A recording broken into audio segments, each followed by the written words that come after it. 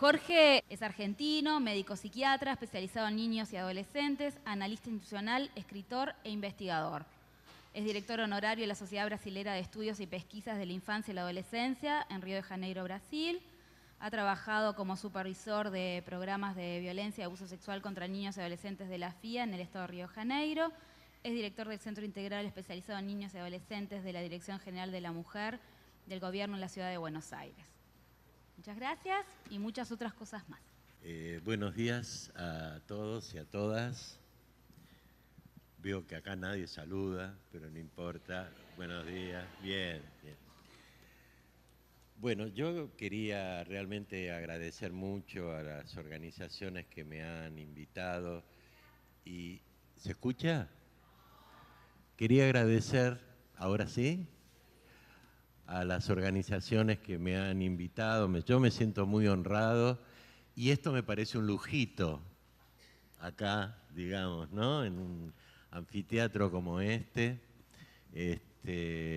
lo cual indica que tienen mucha habilidad para conseguir ciertas cosas que podrían ser imposibles en otras circunstancias. Pero también hay que agradecer seguramente a la generosidad de la Intendencia que nos permitió o que les permitió a esta organización aquí, ¿no? Yo quería hacerle dos pequeñas salvedades previas a lo que tenía para decir. La primera es que yo lamentablemente no conozco en profundidad todo lo que está pasando con el movimiento de protección a los derechos vulnerados de los niños y niñas y adolescentes en Uruguay. No los conozco profundamente, sobre todo los derechos vulnerados por los malos tratos. Quiere decir que cualquier cosa que a ustedes no les gusten puede decir que ese gringo no conoce el Uruguay, que es otro de los tantos argentinos que no conocen la realidad uruguaya. La segunda es que yo no tengo un discurso desde el campo universitario, de la academia, mucho menos desde el campo de lo que es los congresos, ¿viste? Donde uno dice todas esas cosas. Yo trabajo como psicoanalista, no como psiquiatra, pero como psicoanalista y socionalista hace muchísimos años en el propio campo del maltrato y el abuso sexual contra niños, niñas y adolescentes. O sea, pertenezco a esto que ustedes deben conocer muy bien, que llamamos la trinchera directa, la primera fila de trabajo con los niños, las niñas y los adolescentes. Entonces, quería hacer esas dos salvedades porque no va a ser una conferencia magistral. No pienso dar una gran conferencia, pienso puntuar algunas cuestiones que a mí me parecen realmente importantes para poder discutir, muchas de las cuales creo que fueron de alguna manera relevadas y mostradas en los informes de las colegas que me precedieron, tanto por parte de UNICEF como por parte de ANONC, en cuanto a los déficits, las carencias y los relevamientos existentes sobre esas cuestiones. Tal vez lo que yo, digamos, les voy a proponer para discutir es un análisis de todas esas cuestiones, ¿no? Así, entre todos, podamos hacer un análisis colectivo de lo que sucede.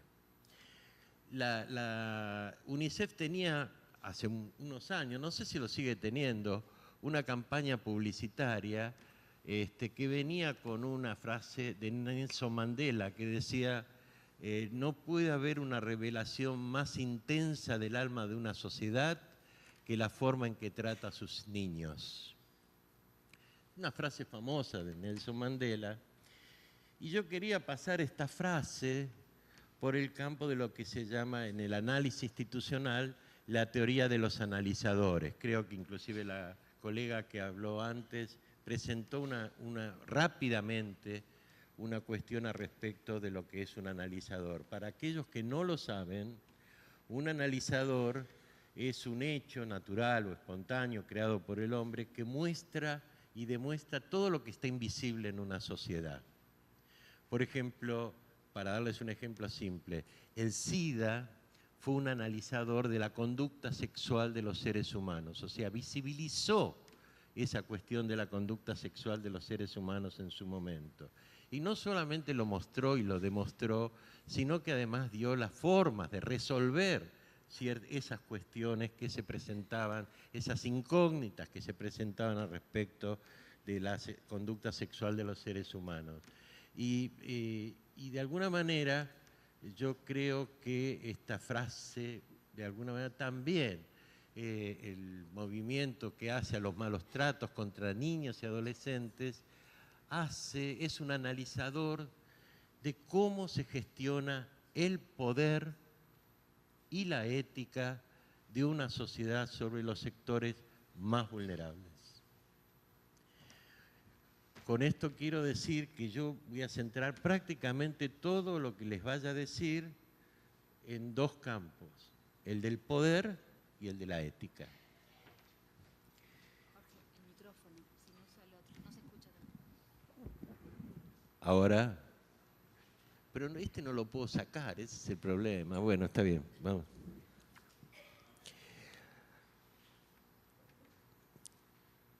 Inclusive, creo que a la luz de este poder y esta ética, a mí me gustaría analizar con ustedes, y creo que por ahí tenemos 15 minutos, esa famosa frase, el interés superior del niño.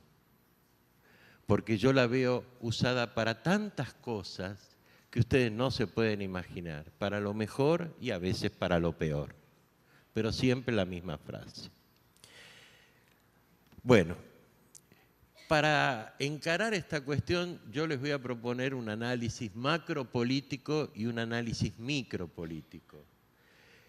Del macropolítico voy a partir de la base de que la violencia y el abuso sexual contra niños, niñas y adolescentes es hija del poder patriarcal y sexista. Ahí donde hay patriarcado sexista, hay malos tratos y hay abuso sexual. Esto, de alguna manera, durante siglos ha naturalizado la violencia y, como dijo la compañera anterior, ha naturalizado la violencia física, por ejemplo, como forma disciplinaria. Es un argumento para justificar la disciplina como argumento para disciplinar ese castigo físico del cuerpo del niño, así como siempre restringió el abuso sexual a las clases más pobres. Eso lo hizo el poder patriarcal y sexista durante siglos y nos parecía siempre, digamos, tan natural, que ese poder hegemónico, ese sistema político que atravesó todos los sistemas capitalistas, comunistas y socialistas, atraviesa todos los sistemas políticos. El patriarcado tiene esa característica. Puede atravesar todos los sistemas y naturalizar la idea en alguna época del niño salvaje que tenía que ser disciplinado, el niño del pecado de San Agustín o el niño esclavo del enciclopedismo. Yo quiero decirles que inclusive, no sé si ustedes vieron una pequeña, la compañera de UNICEF trajo en uno de los diapositivos, ¿cómo se dicen? De la filmina, mostró una diferencia entre castigos físicos y castigos físicos severos. Eso no existe más. ¿Por qué? Porque la Convención y los derechos del niño prevén la abolición de cualquier tipo de castigo físico. Es el patriarcado que ha generado esa idea de que hay cachetazos que valen la pena y otros que no. Que a veces se le va la mano a alguien y porque hay una situación de peligro para el niño y entonces nada mejor que un cachetazo, un rebencazo para terminar con esa situación. De alguna manera quiero decirles lo siguiente. El castigo físico ha siempre sido basado en la naturalización de la disciplina impuesta por el patriarcado, la mejor forma de disciplinar cuerpos los cuerpos infantiles, para poder explotarlos y esclavizarlos.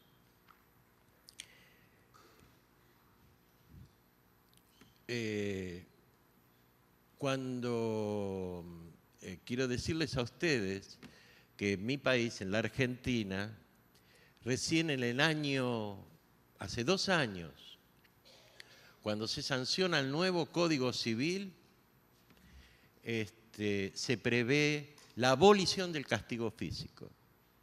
O sea que la Argentina vivió con todo su desarrollo y toda la sanata esa, vivió 200 años o más de 200 años permitiendo el castigo físico a los niños. Hasta los brasileros, yo trabajo mucho en Brasil, cuando se sanciona el Estatuto del Niño y Adolescente, lo primero que se pone es la abolición del castigo físico a los niños. De alguna manera, eso que había estado tan naturalizado, que cuando se ama, nada mejor. Cuando una madre ama, nada mejor que un cachetazo. Los brasileños tienen esa frase, ¿eh? Pancada de mae non dói. O sea, cuando una mamá te da un cachetazo, no duele porque es por amor. Yo les pregunto a algunos de ustedes si ese cachetazo duele o no duele. Sea por amor o no sea por amor. No sé si van comprendiendo en ese sentido. Esas son representaciones sociales imaginarias absolutamente naturalizadas en una sociedad y que aún hoy continúan vigentes, porque no quiere decir que se hayan desaparecido, sino que aún hoy se continúa disciplinando a los bifes, digamos, para decirlo de manera más vulgar. Este modelo continúa tan vigente que uno sabe que el 90% de los malos tratos que reciben los niños, tanto cualquier tipo de violencia, son intrafamiliares y además son también castigos físicos. Y esto, quiero decir que no es tan embromado solo por el castigo físico y la violencia física, sino, como decimos nosotros los psicoanalistas, que genera una identificación inconsciente a aquellos a los cuales los han golpeado, por el cual ellos mismos, cualquiera de nosotros puede decir, qué bueno que mi viejo y mi vieja me enseñaron a lo que soy porque me cagaron a palos. No sé si van comprendiendo en ese sentido, con lo cual se legitima que es necesario disciplinar a un niño, a una niña, a un adolescente y hasta a un pueblo. Lógicamente, con el avance de la robótica, la telemática y la cibernética, sobre todo a nivel de los medios de comunicación, los TIC, hoy nos demuestran que ha habido un cambio drástico en la configuración del poder hegemónico, político, social y subjetivo. Se trata de la sociedad de consumo globalizada, donde los niños han dejado de ser así como el objeto propiedad de la familia, han pasado a ser usuarios y también usados por este sistema, consumidores y consumidos por el mismo. Hoy todos nosotros sabemos, o por lo menos los que estamos más, ustedes que son más jóvenes inclusive que yo, que la niñez, la infancia hoy y la adolescencia es producida por la industria cultural. Y hay más saber en Homero Simpson o en cualquiera de los superhéroes que están ahí, hasta en Peppa Pig, que en una madre y un padre. Los chicos le dan más bola a lo que dice Peppa Pig o a lo que dice Homero, que a lo que dice un padre o una madre. Es así. La industria cultural produce, modeliza niños hoy, mucho más de lo que se tiende a pensar en cuanto a la familia. Entre estos dos modelos de poder hegemónico, el patriarcal sexista y el modelo de mercado, generalmente llamado por todos nosotros globalizado y neoliberal, en todas sus versiones, la Convención. Cuando se sancionó la Convención, yo quiero decirles, yo como psicoanalista y otros educadores del grupo de Piagetiano, de Montessori, vimos con muy buenos ojos que finalmente el niño era considerado un sujeto de derechos en desarrollo.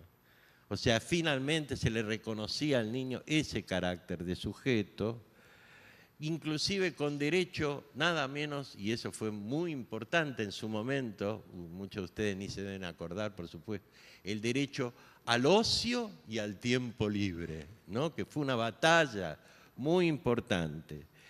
Y la misma convención insistía en la necesidad de desjudicializar la infancia. La infancia no pertenece a la justicia ni a la policía, es una responsabilidad del Estado. No sé si van comprendiendo. Y la desinstitucionalización de la infancia. No podían existir instituciones donde los niños se eternizasen permaneciendo las mismas. Si existían, serán transitorias, pero nunca instituciones donde los niños iban a funcionar como depósitos. De alguna manera, terminaba con esa famosa dicotomía que ustedes deben recordar del antiguo paradigma, donde había niños en peligro, que eran generalmente los ricos, y los niños peligrosos, que casualmente eran todos los pobres, ¿no? En ese momento. Esta convención sancionó la ruptura de lo que se llama el cerco heterónomo del patriarcado. Esta frase, cerco heterónomo, le corresponde a un filósofo llamado Castoriadis, e institucionaliza los derechos autónomos para la infancia, autonomía para la infancia y la adolescencia, para que, como vieron antes, los niños puedan pensados no según un modelo adultomórfico, sino sobre un modelo propiamente de los niños. Instituyendo una cadena de responsabilidades, el Estado, la sociedad, la familia, fue, la verdad, un logro para todos, menos para los Estados Unidos, que nunca la firmó. Ni la va a firmar, yo se los puedo asegurar. En discusiones que hemos tenido con varios psicólogos, trabajadores sociales norteamericanos y psiquiatras, ellos siempre han sostenido que en los Estados Unidos se defienden los derechos de los niños y de los adolescentes, lo cual yo no dudo que se defienden y se protegen esos derechos que han sido vulnerados en los Estados Unidos. Pero la ley de leyes, la convención, que es subsidiaria de la Convención de Derechos Humanos, no está hecha para los chicos de Estados Unidos, está hecha para todo este universo, para todo el mundo, para los chicos de Estados Unidos, para los chicos de Afganistán, para los chicos de Siria, para los chicos de Montevideo, para los chicos de todo el mundo. O sea que hay un paradigma ético que nutre la defensa universal de los derechos del niño, no solo en tu país, sino de todos los niños. No sé si van comprendiendo. Eso es gravísimo, hacer un recorte de esos derechos éticos sobre la infancia. Y yo no soy jurista, pero el trabajo con el cual uno está te obliga permanentemente a intercambiar todos los impresiones, diagnósticos, opiniones con juristas, con jueces, con abogados. Y desde el punto de vista jurídico yo me animo a decir que es muy grave que Estados Unidos no firme eso, porque no puede apelar a los organismos internacionales, a donde todos los otros 126 países pueden ir cuando están en juego adopciones internacionales y todo ese tipo de cosas, porque nunca firmó esa ley. No sé si van comprendiendo, queda fuera de la ley, fuera de esa convención que todos han tenido, han firmado y adaptado sus estados-naciones. Yo creo que esto, personalmente, continúa siendo una situación muy grave. Hoy, la verdad, la convención, que a mí me pareció un logro, hoy yo creo que habría que revisitarla y hacer algunos cambios en la misma. ¿Y por qué? Por lo que les dije antes, hoy el niño es producido por la industria cultural. Y cuando ustedes leen la convención van a ver que los medios de comunicación son un capítulo dentro del capítulo de los derechos. Y yo estoy diciendo que los medios de comunicación no son un capítulo, son la esencia de la construcción de la subjetividad infantil. O sea que habría que reformular a ese niño sujeto de derechos producido por la industria cultural. Ese va a ser seguramente en los próximos años el verdadero centro de trabajo nuestro. Y después inclusive voy a explicar por qué.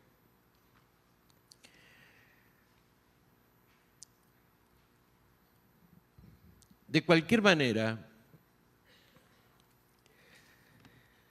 en este momento, esta formulación que yo les hice de producción de la industria cultural, uno lo puede ver en que se ha naturalizado, por ejemplo, una infancia totalmente adolescentizada. Yo mismo he llevado a mi nieto a un cumpleaños de 5 años y todos los chicos estaban vestidos como adolescentes. Todos estaban adolescentizados. ¿Y por qué estaban adolescentizados? Con el consumo que eso implica, etc. Porque en este momento la adolescencia y la juventud son la vanguardia del consumo en una sociedad globalizada. Entonces esa vanguardia ha chupado prácticamente la infancia y en este momento cualquiera de nosotros que va a un shopping, seguramente lo que le va a comprar a sus nietos hasta cuando son bebés es ropa adolescente y les va a parecer sumamente gracioso que parezca un adolescente y la va a comprar a un precio absurdo, por supuesto, más caro que la ropa normal de un niño, ¿no? Porque es la moda que domina. De alguna manera es como la hegemonía del poder del mercado ha ido sustituyendo el poder patriarcal. Yo creo que este poder del mercado, esta globalización, la tecnología, ha tenido un efecto, yo lo llamaría paradojal. Por un lado, inclusive a través de los medios de comunicación, como ustedes inclusive lo han podido ver recientemente por un hecho que me contaron en una institución, los medios de comunicación comienzan a darle visibilización a las situaciones del maltrato. No sé si comprenden, ¿no? Las hacen visibles. Inclusive hacen visibles todos nuestros esfuerzos y todas nuestras proclamas para oponerse a los maltratos a respecto de los niños. Este poder globalizado ha, de alguna manera, denostado del castigo físico. Inclusive ha permitido, quiero decirles a ustedes, comenzar a considerar que el abuso sexual intrafamiliar sea mucho más visible, ojo, hasta una determinada capa de la sociedad. Cuando vamos para arriba de las capas de la sociedad, vamos a intentar discutirlo, sobre todo los que están los más pudientes. Pero ha hecho más visible sin duda eso.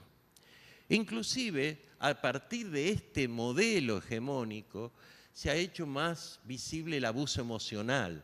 ¿Quién hablaba de abuso emocional hace 20 años? Nadie. Como si tratara a una chica como una pelotuda desde su nacimiento en la familia, no fuese ningún problema. No sé si van comprendiendo. Entonces, ahora el abuso emocional ocupa, digamos, un lugar inclusive hasta en las estadísticas. Eso sí, no busquen una sanción penal por abuso emocional en ninguno de los de jurisprudencia, ni uruguaya ni argentina, porque no lo van a encontrar. Nadie ha sido sancionada por abuso emocional de un hijo, por esto que les estoy diciendo. Pero de cualquier manera, el abuso emocional encontró una forma de expresarse, sobre todo en los niños y niñas testigos de violencia, que es una forma extrema realmente de abuso emocional. Porque antes se pensaba que los chicos que asistían a cuando el papá le rompía la cara, molía palos a la mamá, como no le pegaba a los chicos, ese chico no estaba traumatizado, lo cual no es verdad. Ese chico sufre una situación traumática absolutamente grave y los jueces y los organismos administrativos saben que cuando hay una violencia de un hombre contra una mujer con la presencia de los niños, debe dictarse el impedimento de contacto respecto de la víctima, la madre que ha sido apaleada, y también de los niños.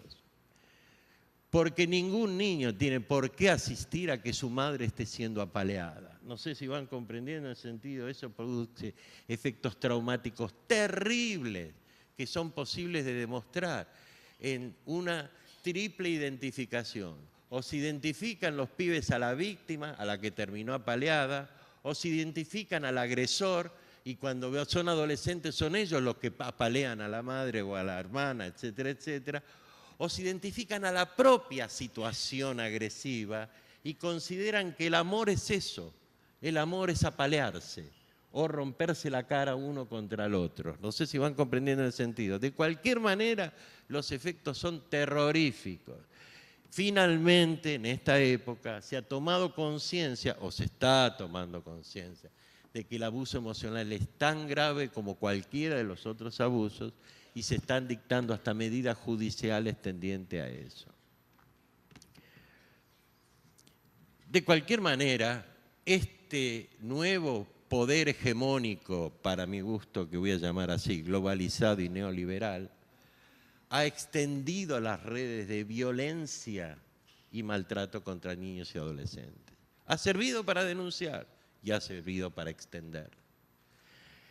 ¿Qué lo demuestra? El bullying cibernético, cómo los pibes a través de las redes se maltratan de una manera que no se puede creer. Las redes de prostitución y trata, que merced a toda esta parafernalia, digamos, tecnológica que existe hoy, son mayores que en los últimos 2 siglos. Eso demuestra que este nuevo poder que se ha instalado ha extendido la violencia contra niños, niñas y adolescentes. A este respecto, ya que está, para no hacerlo tan pesado, les voy a dar un ejemplo de esa extensión. El Mundial de Fútbol. Ahora se viene el Mundial de Fútbol. En general, los hinchas que van al Mundial de Fútbol, como fue en Brasil, esto lo voy a decir porque yo estuve por ahí, trabajo ahí, trabajaba mucho en Belo Horizonte, donde justamente estaba la selección argentina. Los hinchas que van a un Mundial de Fútbol van a 3 cosas: a ver fútbol, a chupar cerveza o alcohol o vodka ahora, ¿no? Y a coger. Fin. Perdón, coger, no sé si no se dice. Bien, disculpen, a tener relaciones sexuales. Lógicamente, para tener relaciones sexuales, los prostíbulos y todos los lugares tienen que estar a su servicio y abiertos. Esto ya pasó en el Mundial de Alemania de fútbol, que estaban todos abiertos porque la prostitución está reglamentada. Solo que en esos prostíbulos no solamente hay adultas, hay también niños y niñas y adolescentes. No sé si van comprendiendo. Llenan los prostíbulos. Nadie le va a sacar, nadie le va a pedir la cédula de identidad, pero está llena de pibes y pibas. No sé si van comprendiendo esos prostíbulos. En función de esto, en Belo Horizonte, cuando era el Mundial, la organización que defiende el Consejo de Derechos del Niño de Belo Horizonte solicitó a la Corte Suprema de Belo Horizonte, una medida cautelar para que durante el Mundial se cierren todos esos burdeles. Se los cierre porque es imposible de controlar cuántas pibas y pibes va a haber dentro de ellos. La Corte Suprema de Belo Horizonte rechazó la cautelar, diciendo que no se puede coartar la libertad de comercio. Lo cual es cierto, está en la Constitución, no se puede coartar la libertad de comercio. Entonces, dejaron todos los comercios, burdeles, abiertos. Bueno, por eso cuando la colega de UNICEF preguntó, la pregunta que siempre hace la media, ¿no?, a veces con buena y otras con mala fe, si hoy hay más malos tratos y más abuso sexual que antes, yo siempre respondo las 2 cosas. Hay mayor visibilización, y en tanto hay mayor visibilización de los malos tratos y del abuso sexual, se nota más que hay. y hay más porque se produce más. No sé si van comprendiendo las dos cosas. El asunto es que hay más. Yo tengo para mí una idea que no sé si ustedes compartirán, pero como estamos en un campo, digamos, donde todos podemos analizar esto y los invito a esto, siguiente. Antiguamente los malos tratos y el abuso sexual estaban protegidos por un muro de silencio. ¿Se acuerdan del muro de silencio?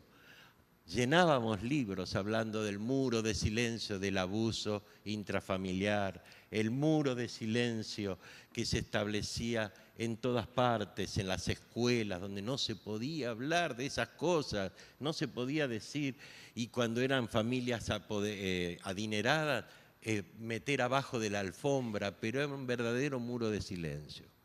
Hoy, el muro de silencio es como el muro de Trump. Existe, pero es transparente, uno puede ver del otro lado. No sé si ustedes saben que Trump tiene hace un muro en México donde se puede ver del otro lado como si fuese una cámara Gesell, ¿vieron?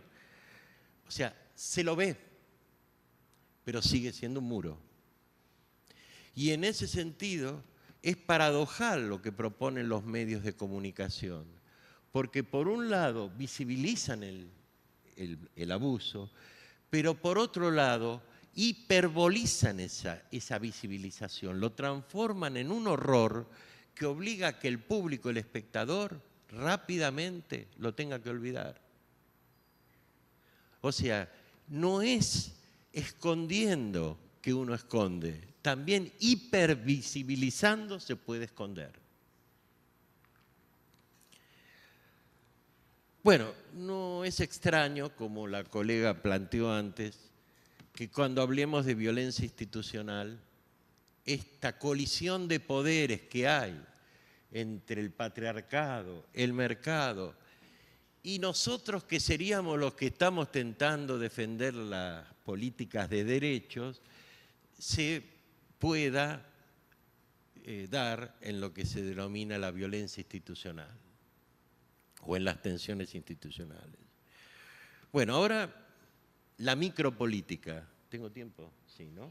La micropolítica, que creo que es seguramente lo que más le va a interesar. La micropolítica siempre estuvo dividida entre la centralidad y la descentralidad de las políticas de prevención y atención de los malos tratos. Esta micropolítica siempre estuvo basada en una tríada. Esta tríada es prácticamente indefectible, aceptada en el mundo entero. La primera parte de esa tríada es hacer visible el maltrato y el abuso sexual. Hacer visible a través de la comunicación, de la notificación, la denuncia. Es todo lo que se hace para que se haga visible. La primera parte siempre ha sido hacer visible, romper el muro de silencio. Bueno, ahora tendría que decir el muro transparente, ¿no? Pero romper ese muro, digamos, eso que nos obliga a todos nosotros, cuando viene un niño, una niña, un adolescente y te dice a mí me hicieron algo malo y te eligieron para decírtelo, vos lo primero que le tengas que decir a ese niño, a esa niña o a ese adolescente es, che, qué coraje tuviste para decirme esto, ¿eh?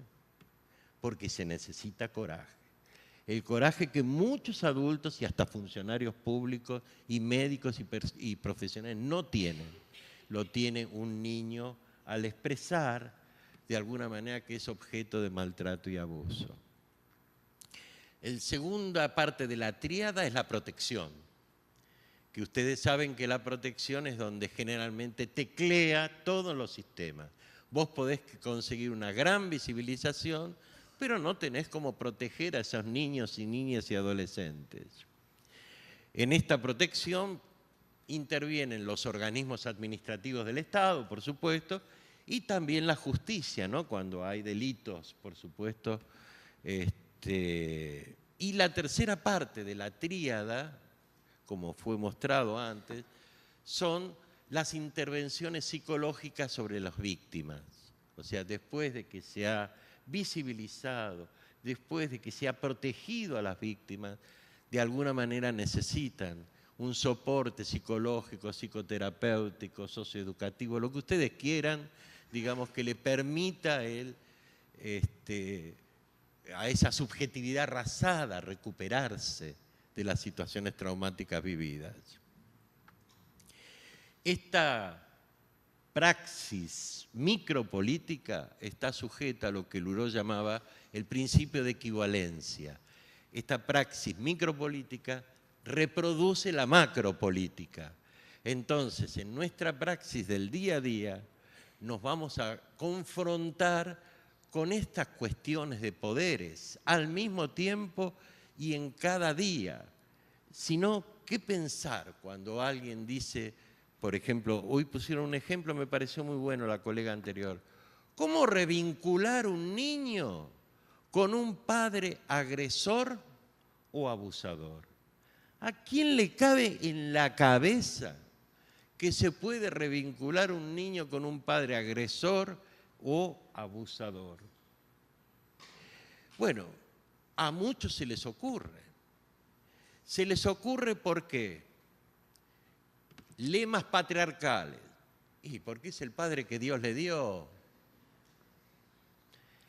Porque, y bueno, ¿qué querés? Es la familia que le tocó.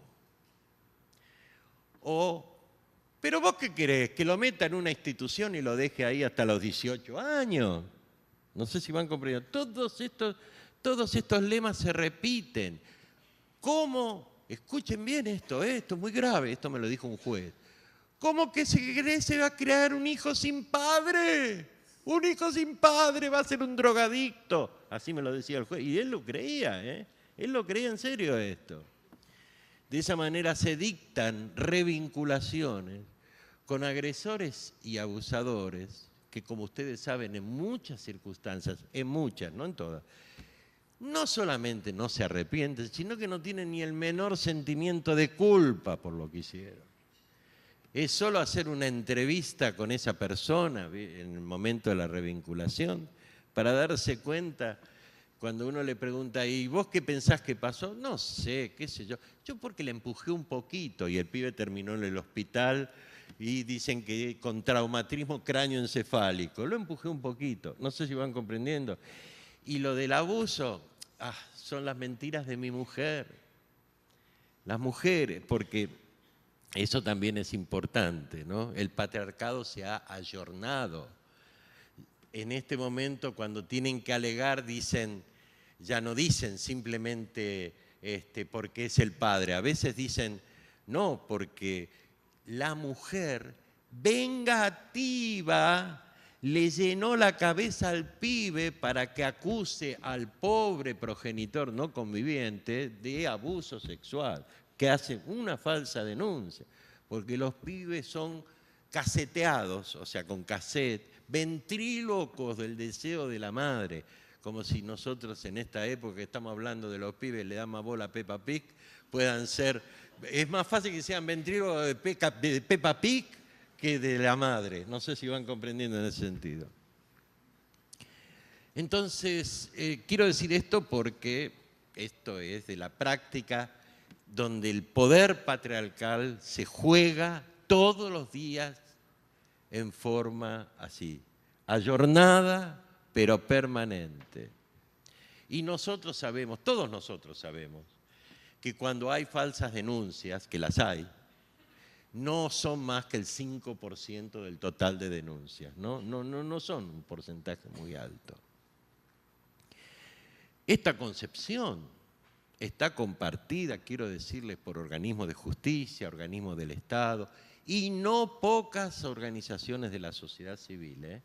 Quiero avisarles, porque acá hay muchas organizaciones de la sociedad civil y yo quiero decirles que la organización de una sociedad civil en base al patriarcado y al paternalismo, de alguna manera reproduce el poder opresor que uno está queriendo batallar. Y después, cuando uno dice que aparecen situaciones de abusos sexuales en instituciones por situaciones endogámicas, es porque esa institución seguro que es una institución patriarcal. No sé si van comprendiendo, patriarcal y endogámica. Bueno, ya que está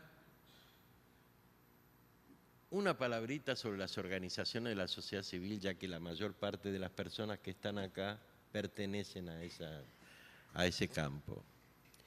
Yo personalmente creo que las ONGs o las asociaciones de la sociedad civil siempre están en una posición privilegiada en su práctica cotidiana. ¿Por qué? Porque pueden hacer de la autogestión, o sea, de la autogestión, el poder hablar entre todos, una forma fácil de dialogar y de transmitir experiencias. Porque puede analizar mejor las vicisitudes que aquejan a las víctimas.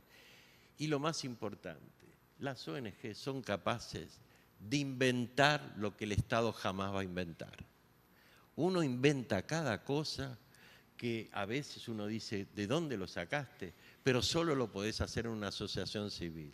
Si lo hicieses en el Estado, le tendrías que pedir permiso al ministro, o sea, nunca.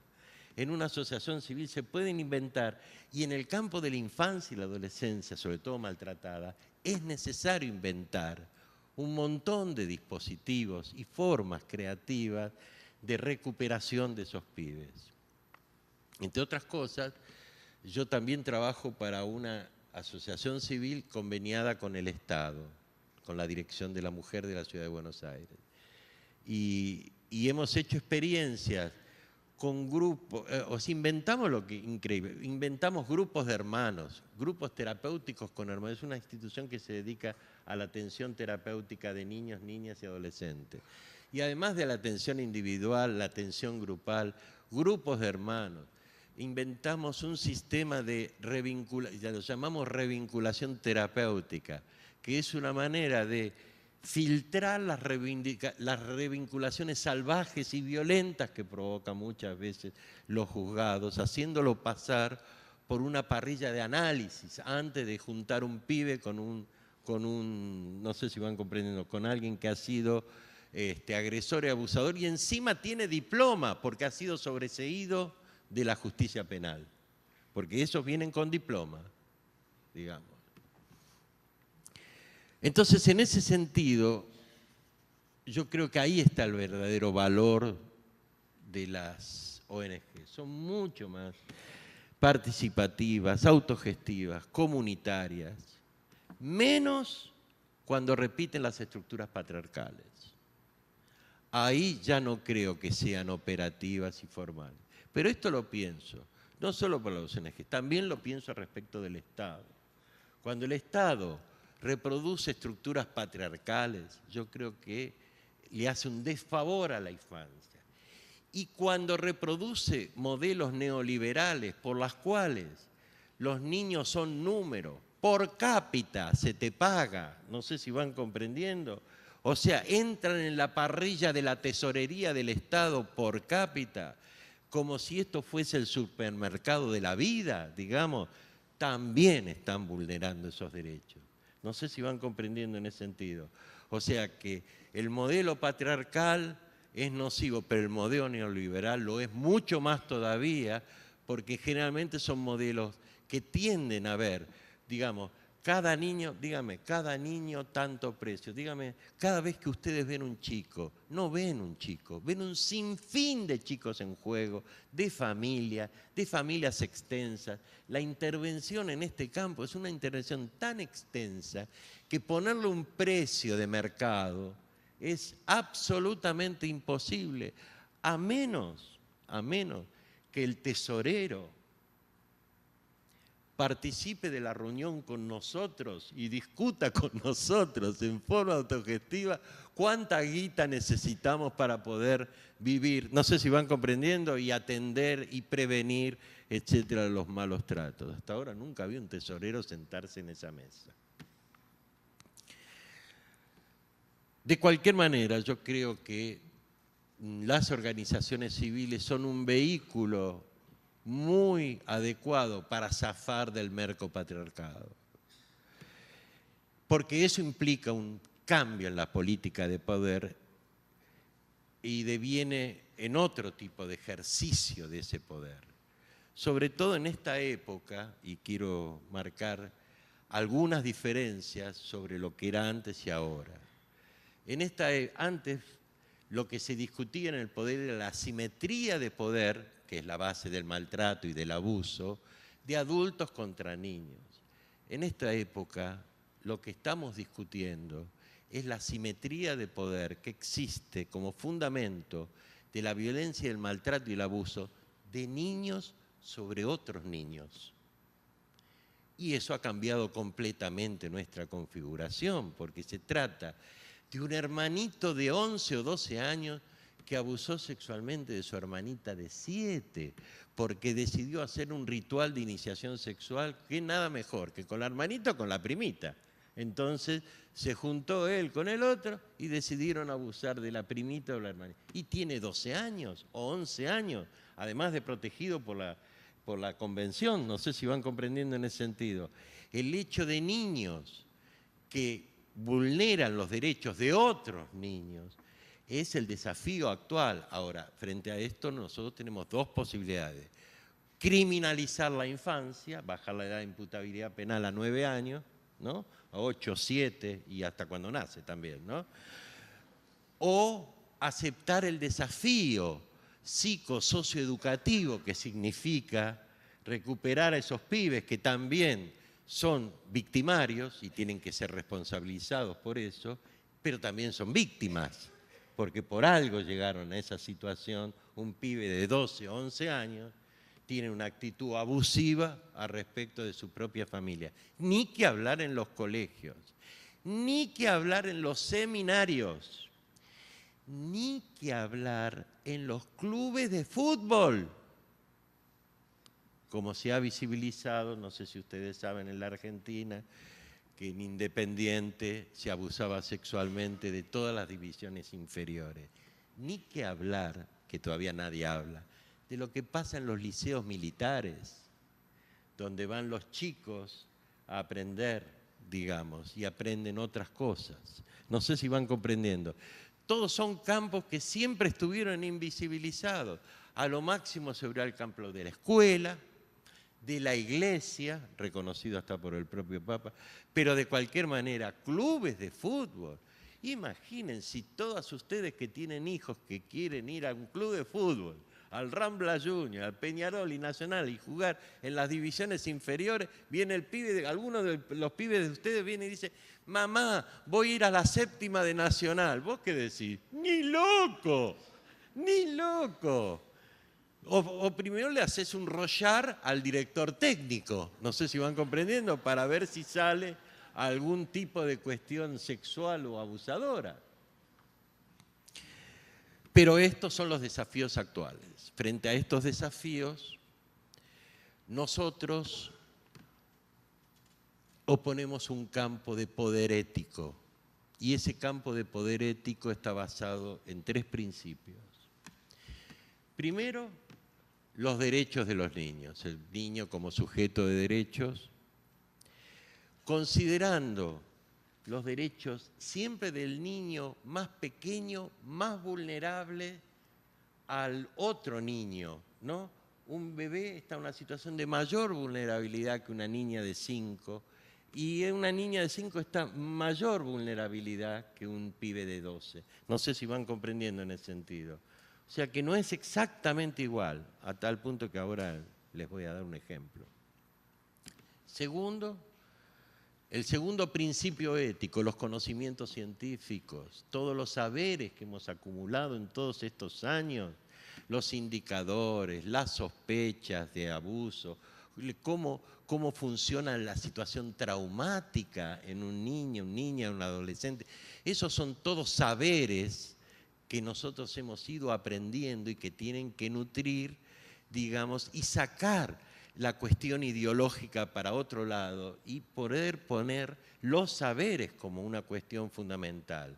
La otra vez un juez me preguntó a respecto de una niña de 4 o 5 años. Dígame, doctor, ¿hasta qué punto lo que la abuela le hacía a esta nena, bueno, lo que le hacía la abuela a la nena era lavarla, bañarla y enjabonarla prolijamente?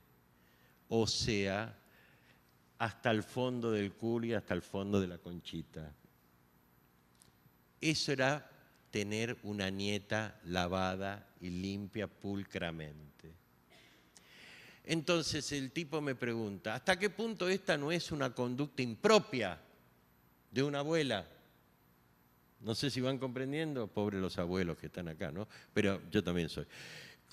Ah, y no es un abuso. Y yo le digo, los abusos sexuales, vos no los detectás a partir del discurso del adulto. El discurso del adulto siempre va a decir, yo la lavé un poco demasiado, yo le hice caricias tal cosa o tal otra. La verdadera abuso sexual se detecta en el trauma del niño, en el discurso del niño, en las conductas del niño. Es el niño que te habla o transmite a través de otros de su abuso sexual y no el adulto que siempre va a estar atrincherado en miles de justificaciones. No sé si van comprendiendo en ese sentido. Esto es saberes, un campo de saberes que a vos te dé esa posibilidad de decirle esto a un juez. No sé si van comprendiendo. Y decirle, mire, señor juez, estas cosas, 15 minutos para faltan. Ah, bueno. Estas cosas se dirimen en este campo, en el campo del trauma en el niño. Si hay trauma psicosexual en el niño, es un abuso sexual. Le guste o no le guste a la abuelita, no sé si van comprendiendo, e implica una sanción penal. Porque nosotros, desde los organismos del Estado, de las organizaciones civiles, estamos para la denuncia, para la protección del niño y de todos los niños, pero para la sanción penal está la justicia. Es la justicia la que va a decidir sobre si existe el abuso o no existe el abuso y las sanciones que corresponden. La abuelita esta fue penalmente declarada culpable, pero como era primaria y tenía algo así como 70 años, zafó de cualquier tipo de prisión. Y 6 meses después yo me enteré que la nena veía a la abuelita de nuevo.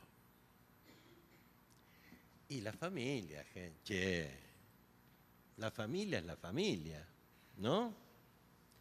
Entonces la niña tenía que volver a ver a su abusadora, condenada, digamos, ¿no? Por la justicia penal, porque era la abuelita, la mamá de la mamá. El tercer atributo que yo pienso que hace a nuestra ética es la ternura. Hay derechos, hay saberes y es necesario ternura. Pero yo no hablo de la ternura tipo la ternura de la televisión, esa que aparece en Netflix. No hablo de esa ternura. Mucho menos en una época como esta, donde la ternura, los seres humanos aprendieron a impostar la ternura y hasta se pueden conquistar cargos políticos con la ternura. Yo hablo de otra materialidad de la ternura, esa que surge de la mirada del niño o de la niña, de esa mirada que te interroga, que te produce un acto en vos. Esa ternura es indispensable éticamente para poder configurar una forma diferente de poder y de ética. Y para poder salir de lo que Fernando Ulloa, un famoso psicoanalista ya fallecido, decía, de la encerrona trágica en la cual se encuentran estos niños. Bueno, para terminar, hoy, desde el punto de vista micropolítico, para mi gusto, es imposible que las instituciones encargadas de proteger, atender infancia y adolescencia, no existan equipos técnicos de calidad. Las instituciones todas tienen que tener equipos técnicos de calidad, tanto en el Estado como en las organizaciones civiles.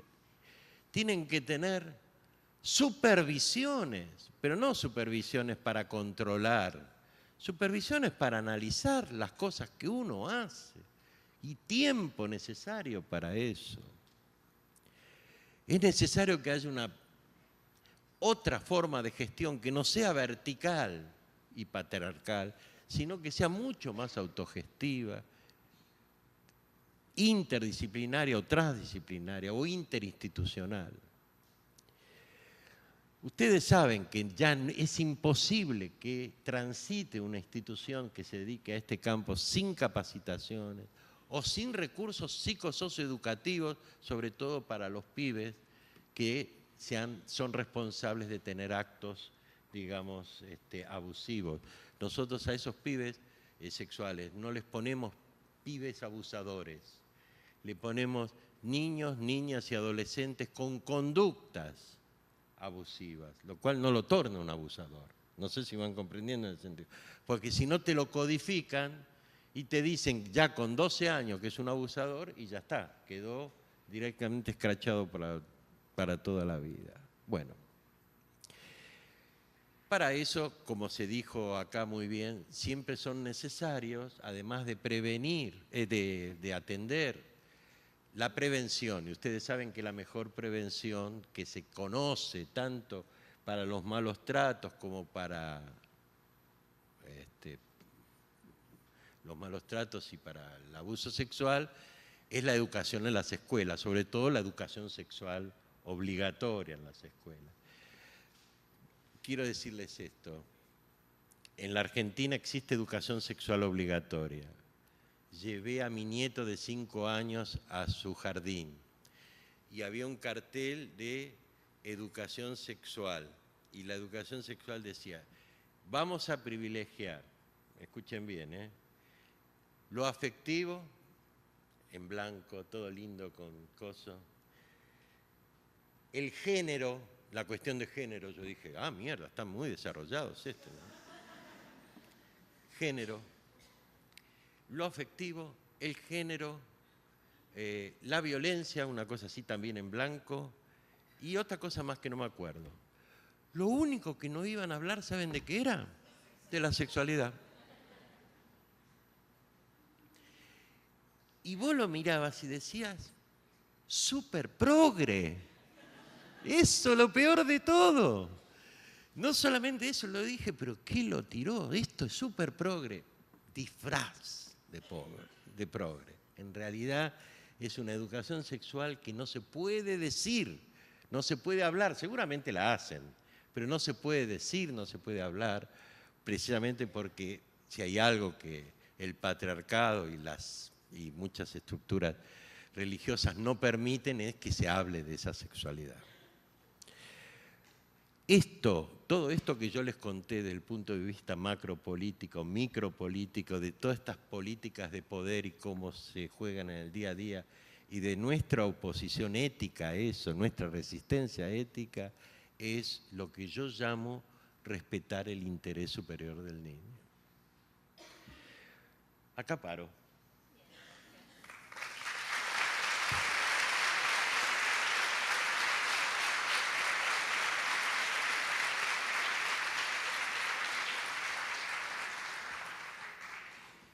Y para ser coherente con esto que estoy diciendo, a partir de este momento queda abierto un campo de análisis y yo les voy a dar el ejemplo para que todos puedan opinar sobre eso y no tienen por qué mandarme. ¿Están todos listos? Bien. Se trata de una niña que con 10 años y aproximadamente 10 años y 6 meses, 10 años y 8 meses, es abusada sexualmente por su padre, en su casa.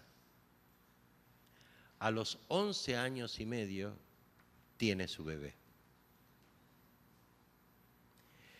En la Argentina, la posibilidad de aborto de esa niña no existe legalmente.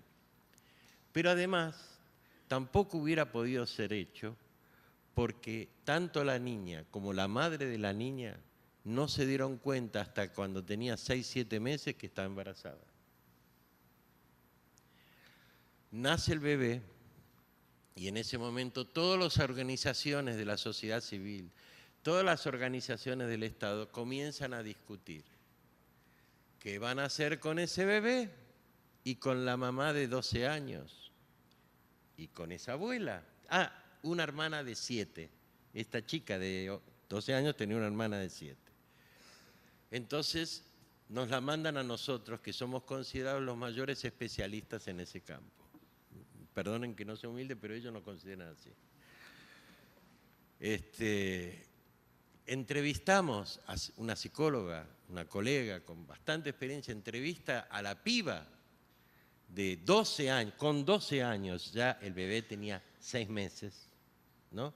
Y estaba en una institución, esperando que el juez resuelva. El juez no podía resolver y pasaron los 6 meses y ahí nos manda el paquete a nosotros.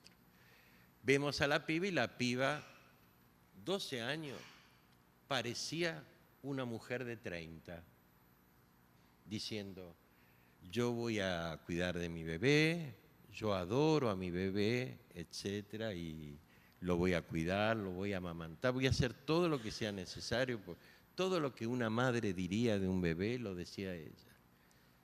Durante 10 minutos. A los 10 minutos empezó, ay, porque vos sabés, yo estuve con Fernandita y con Martita y queríamos ir a jugar y pasear y comenzó a desarrollar durante toda la entrevista su vida de 12 años, lo que le gustaría a una piba de 12 años, salir, si iba a ir a McDonald's o no iba a ir a McDonald's con las amigas, la fiesta de pijama que organizó la otra y donde ella pudo o no pudo ir, no sé si van comprendiéndose en ese sentido. Nos dimos cuenta, pero era clarísimo que era una puber de este problema que aqueja al mundo entero, un embarazo adolescente, preadolescente, y tal vez un récord en la Argentina, porque piensen en la edad, con 11 años y medio tuvo su bebé, o sea que andábamos cerquita del récord para el Guinness. Entonces nos dábamos cuenta que esa chica no podía cuidar mucho a la mamá, a pesar de que era una piba muy, muy capaz y muy inteligente con 12 años. Entonces el juez nos dice, ¿por qué no pueden ver también a la mamá de la piba? Vemos a la mamá, una mina absolutamente esquizofrénica y totalmente disociada, a tal punto que la nena de 7 decía, mientras mi papá le hacía esas cosas feas a mi hermana, mamá estaba haciendo la sopa. O sea, decía que la hacía abajo de la mesa de la cocina. Mirá lo que decía la nena chiquita, decía, como si lo hubiera hecho abajo de la cocina. Y la mamá mientras revolvía la sopa, no sé, para hacerle la sopa a ella. O sea, la pibita detectaba el nivel de esquizoidía de esa mujer, por lo cual esa mujer no podía cuidar ni un palito de fósforo.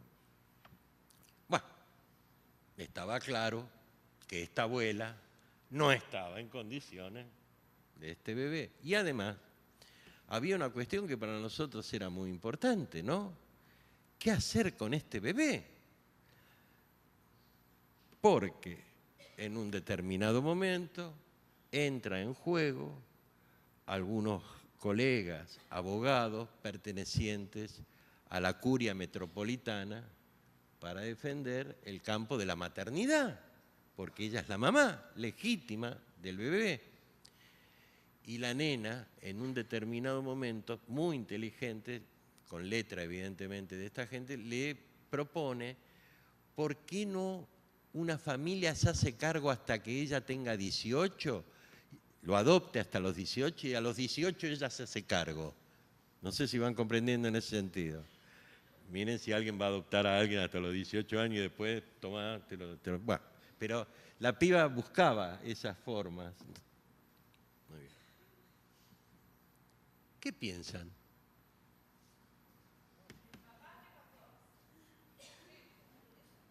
Prófugo. Se prófugó.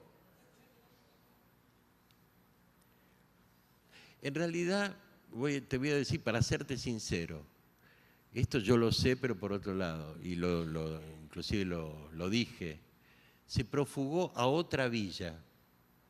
Estaba en una villa y se fue a la otra. Más que villa, la parte más mejorcito de la villa. Ustedes vieron que las villas tienen una parte VIP y una parte villa. Ellos vivían en la parte VIP de la villa. Y entonces se fue a la otra, pero a la parte más pesada de la otra, donde no entra la policía, ahí no entra nunca, eso seguro. Pero está prófugo, legalmente prófugo.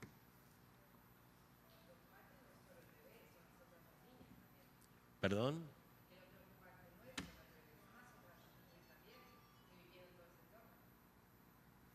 Así es. Bueno, ¿y ustedes si fueran los jueces, qué harían? La jueza civil.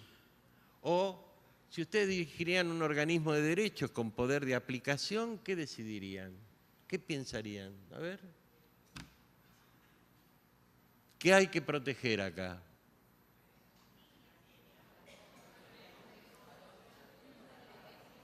Aquí. ¿A quién? ¿A cuál? ¿12? ¿Al bebé? ¿A las 2?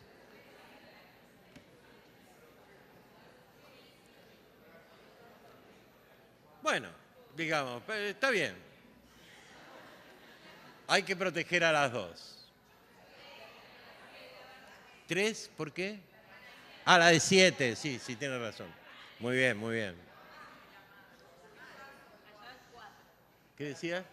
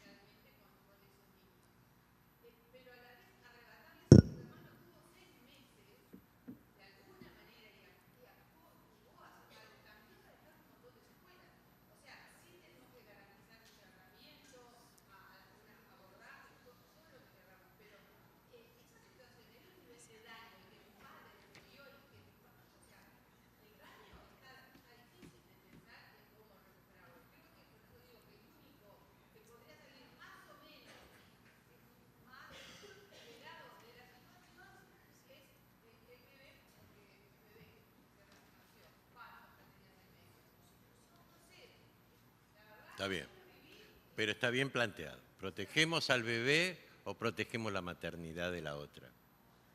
¿O la maternidad? Esa es la pregunta. La tuvo durante 6 meses. Es la maternidad lo que está en juego. Protegemos al bebé y, como vos decís, se lo dan en adopción, etcétera. O protegemos la maternidad.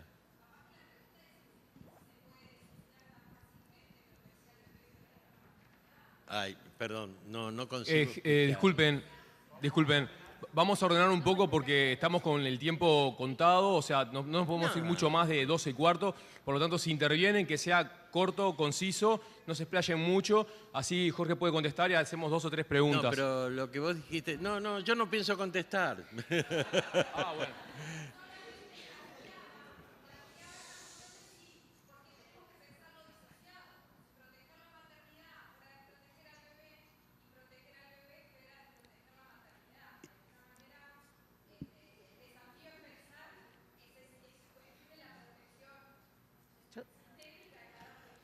Así te lo va a plantear siempre el patriarcado. Esta elección te va a decir, vos querés mandar esa nena en adopción y esa mamá, o futura mamá, digamos, que lo tuvo en su barriga, vos no le estás quitando derecho al bebé por lesionar a esa mamá que lo tuvo derecho. No sé si van comprendiendo. O sea, ustedes se dan cuenta que este bebé, si vive con esta mamá, o con esta abuela, bueno, con esta abuela ni que hablar, va a ser una hija del incesto. Lo va a seguir haciendo. Es Lo su va a madre seguir haciendo. y su hermana. Lo va a Andá a seguir- lo va a explicárselo seguir vos, haciendo. yo no se lo explico. Pero- Perdón. no, a mí me pasa que, claro, que vos traes este tema y yo estoy en este momento en contacto con una gurisa que acaba de cumplir los 18 años y que tuvo su bebé a los 12. Entonces, a mí la historia se me viene a la cabeza dentro de 6 años más. Perfecto. Y los recorridos son como súper diversos y súper singulares. Entonces yo digo, no sé si me centraría en el dilema bebé o maternidad y me centraría más en el vínculo y en la posibilidad de sí que esta gurisa pueda en alguna medida poder ayudarla a pensar en el vínculo con este bebé, si es que ella lo está pensando desde ahí, sin perder su infancia y sin perder sus derechos. Entonces quizás es transformar las condiciones en las que tanto la gurisa como el bebé puedan desarrollarse y crecer, con el derecho a saber que sí, es cierto, es el hijo del incesto y hay muchísimos hijos de incestos caminando entre nosotros. Y es terrible centrarnos en la concepción de este monstruo creado fantasmáticamente, en donde el niño deja de ser el niño para ser la representación de lo prohibido culturalmente y cargar con una mochila que es cultural y no es del gurí. Y es terrible porque después esto va construyendo una identidad externa, ¿no? al normal de la comunidad. Entonces, creo que es todo muy, muy, muy complejo, pero me correría del dilema bebé-maternidad. Abriría la cancha a pensar mucho más en la subjetividad y en la particularidad de la situación específica, porque también yo, 6 años más, en esta gurisa, lo que siento es que ese bebé fue quien le pudo rearmar su identidad en el mundo porque además tenía otras variables. Muy bien, muy bien. ¿Sabes cuál es el problema de eso? Que el mundo está lleno de niños que le ha rearmado la vida a los padres. Y eso es una inversión del campo. No son los niños que le arman la vida a los adultos o a los mayores, sino que son los mayores los que tienen que armarle la vida a los chicos. Yo te preguntaría solo una cosa. ¿Cómo le va a explicar esta mamá, esta de 18, a su bebé, a su hija? Vos sos mi hija y mi hermana. ¿Cómo se lo va a explicar?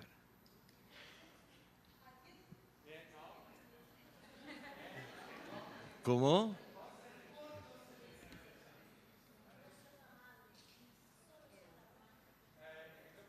¿Solo ser la hermana y no ser la madre? Ah, mirá cómo la arregla esta. Esta es piola. Ella es piola. Esta es piola. Hay tantas hermanas mayores que hacen de madres. ¿Cuántas hermanas mayores no hacen de madre de los chicos? ¿No? ¿Por qué no puede ser hermana? Bueno, me toca interrumpir. ¿Eh? Acá me toca interrumpir la ¿Dónde estás? discusión. Acá. Ah, perdóname. Yo creo que el dilema más grande es que no se define en una sola decisión, que es toda la vida para este bebé y es toda la vida para esta gurisa. Y yo capaz que la decisión sería fácil, decir, bueno, prioricemos el cuidado y la protección de este bebé y la niñez de esta niña de 12 años, pero el problema es que esta sociedad se lo va a recordar toda la vida, toda su vida, de que no fue madre, de que no pudo ser madre, de que tuvo un hijo, ¿no? Entonces me parece que el desafío está en pensar cómo acompañamos toda la vida a esta gurisa o cómo se acompaña a este niño en este proceso de subjetividad. Porque gurisa? esta sociedad... ¿Pero cuál gurisa? La niña de 12 años. Ah, vos pensás en la de 12. No, yo pienso en el dilema que usted plantea Ese es de el problema. la ¿En qué maternidad. piensan? Lo que está en juego es la maternidad. Esta sociedad le va a recordar toda la vida y la va a condenar socialmente por esta maternidad no ejercida. Es que el juez, discúlpenme, el juez tiene que decidir hoy. No hay tiempo, che, el juez tiene que decidir hoy. Decidan, ¿lo dan adopción o no lo dan adopción? A ver, una pregunta más y vamos a tener que cerrar. No, y votación. No, yo capaz que quiero contar algo. Nosotros teníamos pensado... ¿Cómo?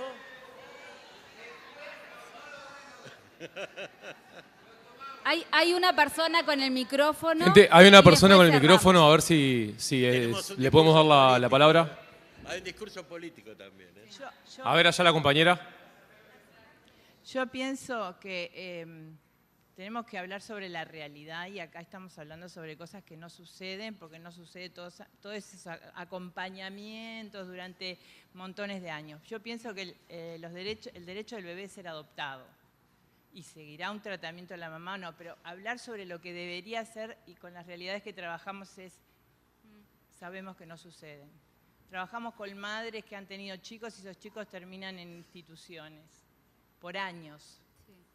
Y la revinculación de las madres con esos niños es sumamente difícil. Hablo de madres que han estado... Por eso pienso que me parece que sería la adopción. Vos lo darías en adopción. Sí. Y vos, el discurso político me interesó. Eso. Que ni damos en adopción ni nada por el estilo, hay que hacerse cargo, porque además si vamos a hacer ese tipo de cosas con los problemas, todos los chiquilines que nacen en los que acá llamamos cantegriles, asentamientos, y ustedes le dicen villa y son las favelas y todo eso, que habría que darlos a todos en adopción, porque esa no es manera de vivir.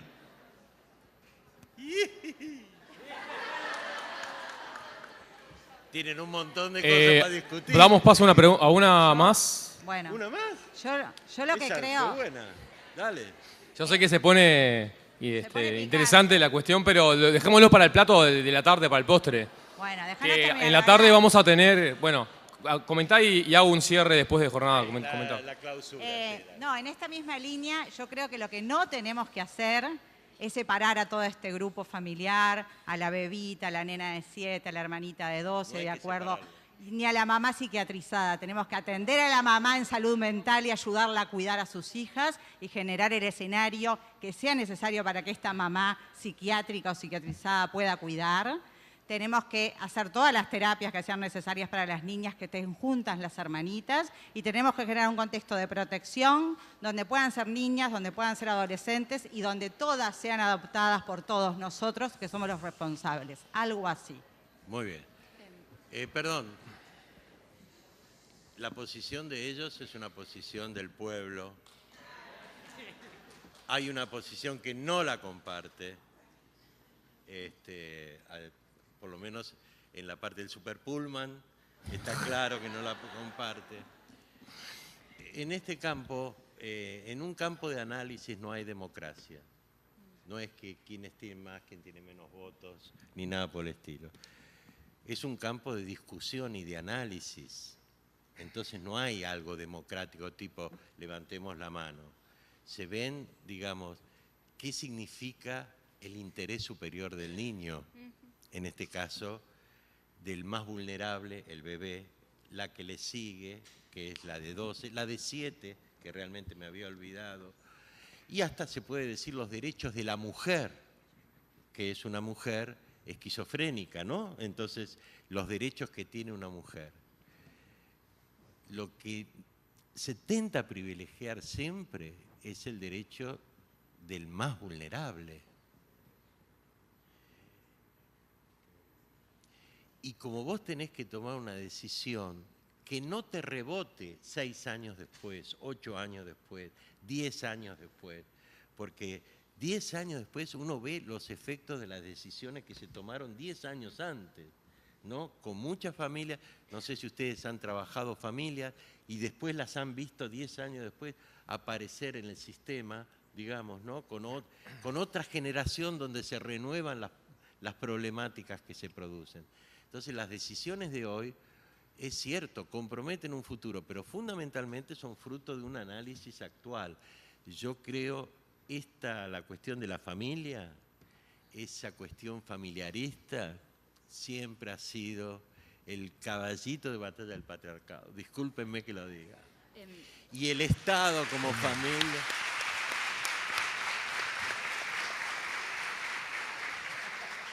Y el Estado como familia, porque el Estado también puede ser una gran familia, por eso me gustó lo del discurso político, El Estado puede ser una gran familia. Yo conozco un montón de líderes políticos que tratan al pueblo con paternalismo. No sé si van comprendiendo. Y tomar como una gran familia, y todos pueden decir, esta es una gran familia. Y la verdad, quiero decirles lo siguiente. El Estado no es una familia. Las asociaciones civiles, si alguna vez lo creyeron, no son una familia. No están hechas para ser una familia. Están hechas para proteger los derechos de los niños, que es otra cosa. Ni la escuela es una familia. La escuela está hecha para enseñar, para educar. Porque si se comienza a confundir, de pronto todos parecen ser los padres de todos y todos parecen ser las madres de todos. No sé si van comprendiendo en ese sentido. Bueno, ¿seguimos después? Bueno, muchas gracias, Jorge.